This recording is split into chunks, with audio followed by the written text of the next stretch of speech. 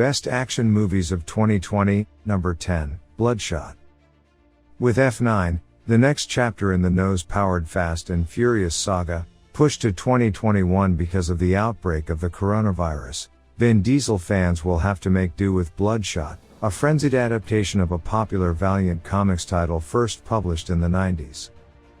Outfitted with a combination of Deadpool-like regeneration abilities and Limitless-like mental gifts, Garrison becomes a vengeance-driven hired gun for the company, but he soon discovers that his boss might be tinkering with his memories to get the desired results.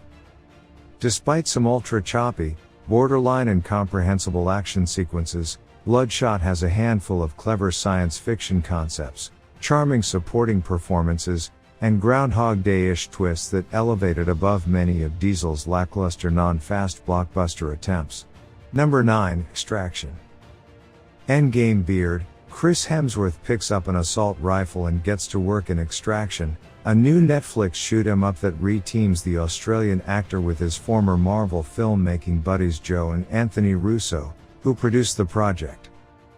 While Hemsworth's gun-toting commando protagonist Tyler Rake, yes, that's his name, lacks comic book superpowers and Norse god strength, he can take a beating and keep fighting, a value that serves him well as he rescues and protects the child of an Indian drug kingpin. Number 8, The Old Guard.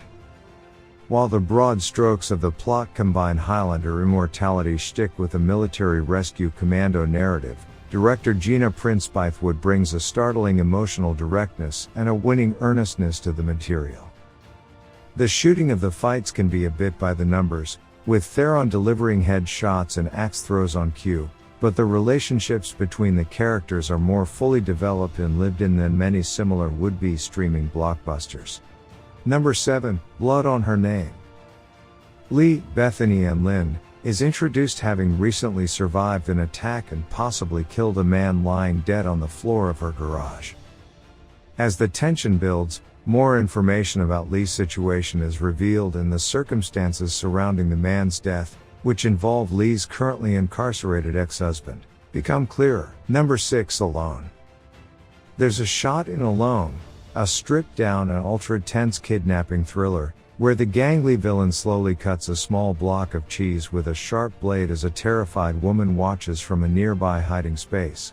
It's the type of human moment that a more twist-obsessed, plot-driven film might speed by.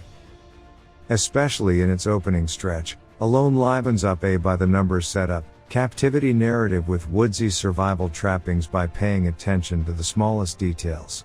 Number 5, Lost Bullet. Alban Lenore, the star and co-writer of this proudly sturdy French thriller, has a rugged yet droll Statham-like quality, that rogue-like charisma that never reads as desperation.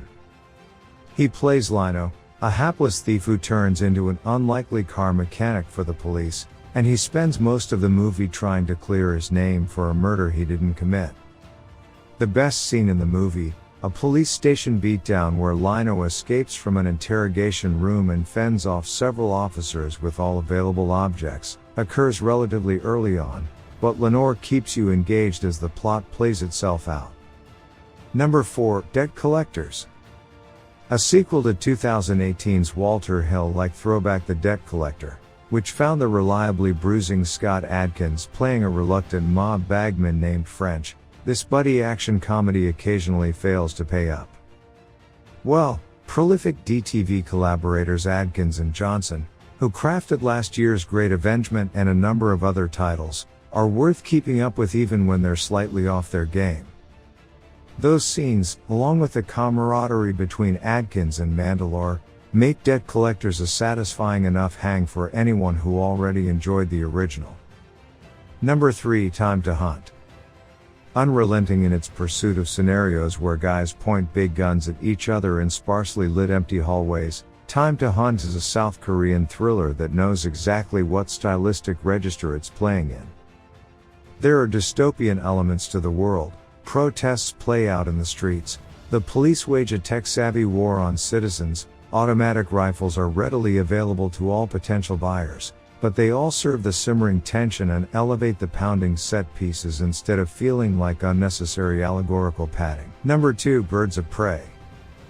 Birds of Prey, The recently retitled Suicide Squad spin-off starring Margot Robbie's joyfully defiant Harley Quinn didn't exactly light up the box office in the same way last year's Oscar-nominated Joker movie did, but it's a lot more fun. That's mostly thanks to the tightly choreographed, adventurously staged fight scenes, which director Cathy Yan films in a way that channels both the hand-to-hand combat of John Wick and the more baroque tendencies of the Joel Schumacher Batman era. Number 1, Bad Boys for Life. In what hasn't exactly been a great year for action movies so far, Bad Boys for Life has to be the biggest surprise. Given its long production history, its January release date, and the departure of series director Michael Bay, the action auteur gets a winking cameo here. Perhaps taking a break from shooting Netflix's Six Underground, this movie could have been a disaster. Instead, Smith and Lawrence easily slip back into the roles that made them action movie icons in the 90s, and the writers find a way to update the garish, over-the-top aesthetic of the series for the franchise era.